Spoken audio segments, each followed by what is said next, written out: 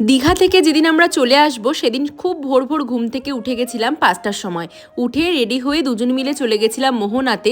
যারা রিসেন্টলি মোহনাতে গেছো বা দীঘাতে গেছো তারা খুব ভালো করেই জানবে যে ওল্ড দীঘা আর নিউ দীঘার জল কতটা বাজে হয়ে গেছে। পুরো মনে হচ্ছে কাদাগোলা জল উঠেছে, কিন্তু সকাল সকাল মোহনাতে গিয়ে আমরা অনেক পরিষ্কার জল পেয়েছিলাম আর অনেকক্ষণ সময় কাটিয়েছিলাম। সেখানকার মাছ বাজার সমস্ত কিছু ঘুরে টুরে চলে এসেছিলাম আবার আমরা হোটেল থেকে চেক আউট করে চলে এসেছিলাম সমুদ্রের পারে। নিউ দীঘা সি বিচের কাছে একটা দোকান থেকে কিনে নিয়েছিলাম আমার ঠাকুর ঘরের জন্য একটা শাক, যেহেতু আমার ঠাকুর ঘরে শাক ছিল না। তারপর সেখানে কিছু সমুদ্রের পাড়ে সময় কাটিয়ে ব্যাগপত্র নিয়ে বেরিয়ে পড়েছি বাড়িতে আসার উদ্দেশ্যে।